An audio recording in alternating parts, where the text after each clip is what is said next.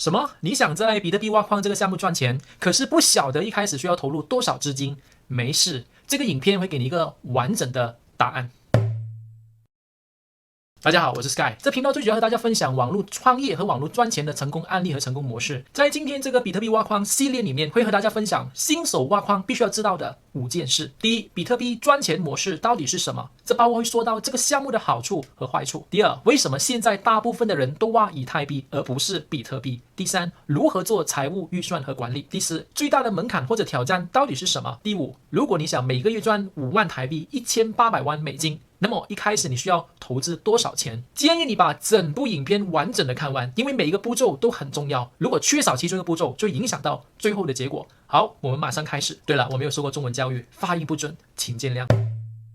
第一，比特币挖矿的赚钱模式是什么？首先告诉大家，这属于网络创业，因此是需要投入资金的，和网络赚钱不一样。创业的第一件事就是要理解这个项目的商业模式或者是赚钱模式到底是什么。这一点没有搞清楚的话呢，千万别开始。第一，比特币挖矿项目呢，属于一个长期投资的项目。我先说一个简单的故事吧，大家就会明白了。在2010年的时候，有位网友用了1万个比特币去买了2个披萨，当时还觉得还挺酷的，因为估计他是第一位用虚拟货币卖披萨的人。可是11年后的今天，他肯定很后悔，因为当时1万个比特币只是可以买2个披萨，可是呢，到了现在，它价值是6个亿美金，50个亿台币，你心不心疼？我听到都心疼。所以做比特币这门生意不是为了赚眼前的快钱，如果只是那种今天挖了2天后价格升了过后就马上把它卖出去，那是叫投机。其实在5到6年前已经有很多人在挖币了，可是都急着的卖出去，所以他们现在还在打工，若得耐得住，收到现在才把它卖出去，现在已经成为亿万富翁了，这才符合挖币的盈利或者是赚钱的模式，也就是要做长期的投资。所以比特币挖矿最重要的因素有3点：第一，足够的资金；第二，足够的 money；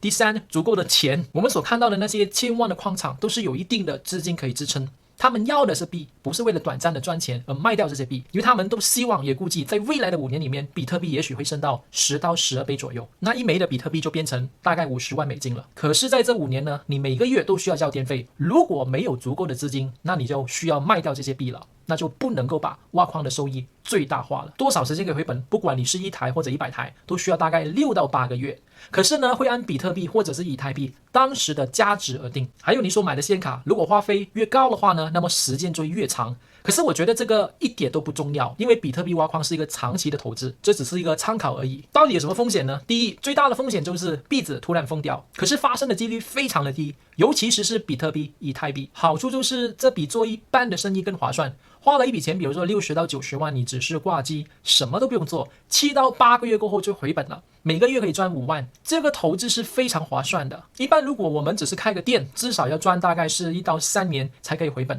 加上如果有疫情爆发的话呢，可能血本无归。第二个好处呢，就是有矿工为你工作24小时，1周7天，没有情绪，没有抱怨，还可以随时更换更好的矿工。坏处就是本来都是一个长期的投资项目，所以无法让你立刻赚钱。如果你真的想投机的话呢，也是可以的，就是你挖了1-2个月过后，你就开始把它卖掉，可是未来你肯定会后悔。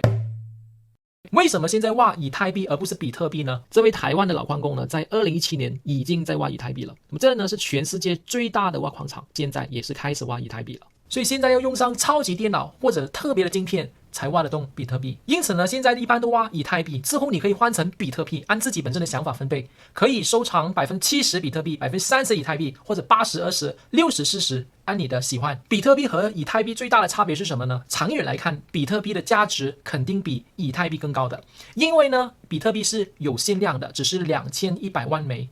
以太币是没有限量的，所以长期收藏来说的话呢，比特币是比较保值。那么如何做财务预算和管理呢？做比特币挖矿这个行业，财务预算和管理是最重要的。这部分如果没有做好的话呢，很难可以把盈利最大化。经营过程中也会出现很多的问题。还没有进入这个部分之前，可以为我订阅还有点个赞吗？第一，你有多少资金可以投资在这些项目，你才知道可以投资多大的规模。1台矿机、2台、3台或者30、50、100台矿机。如果你只是想每个月赚5万的话，那么一会我会说清楚，你先听完这个部分，不然你会不明白我接下来要说什么，因为都有关联的。乖哈。这资金包括要看你可以支撑多久，例如3年到5年。最主要的成本就是矿机，这也是最大笔的投资。如果你想要做的规模比较大的话呢，那就要找合适的地方，这也是一个成本。这些挖矿机的声音挺大的，如果数量多的话呢，不可能放在家里。另外呢，还有电费，这需要做好预算，因为一不小心你可能会周转不来，到时候呢，你就需要把币卖掉，那就不能够将这个盈利最大化了。最大的门槛呢，或者挑战呢是资金，其他还好。因为现在呢，显卡都很贵，例如3070本来只有18000到19000，可是现在呢，价位已经到45000了，翻了1倍多。1660S 之前大概是13000左右，现在已经19000了，提高了50%。还有每个月的电费呢，有些朋友可能担心技术的问题，这个挺好解决的。专业的事找专业的人就好了，找技术人员的费用你是不可以省的，尤其是你不是这方面的专才，你就找好全部的显卡、零件等等的，交给对方主机就好了，全部的设定都帮你搞好，你只是看手机指定的 APP 就可以了。从 APP 里面可以管理好你的矿机的情况，是否保持在70度以下，非常简单。需要投入多少才可以每个月赚5万台币呢？这里有些建议给到大家，可以参考一下。这些都是一些老矿工所分享的经验。首先买什么卡，多少台矿机？这里的建议就是3台矿机，2台呢是3070 8片卡，1台呢是1660S 8片。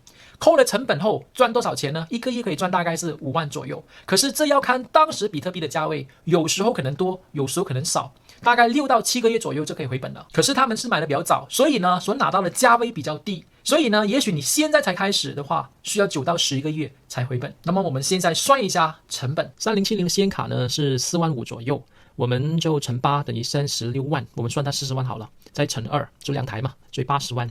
1660S 呢的显卡是1.9万，我们乘8，然后等于15.2万，我们算它17万好了。所以矿机的成本呢大概是97万左右，然后电费呢是2万，我们算它2万一个月吧，一般不会超过2万。好，然后乘12再乘3，大概72万左右。总共3年的成本呢是169万。总结，这项目呢最需要的基本3大条件是什么呢？还记得吗？钱。因为显卡很贵，电费也很高，还要支撑3到5年，所以如果没有足够的钱的话呢，是无法把盈利最大化。想问大家一个问题，你觉得这个投资值得吗？ A 值得， B 不值得， C 还在学习，没有概念。请留言。如果这支影片对你有帮助的话，记得点赞哦、订阅，还有打开全面小铃铛，这对我们来说是最大的动力。谢谢大家的支持，我们下一次见。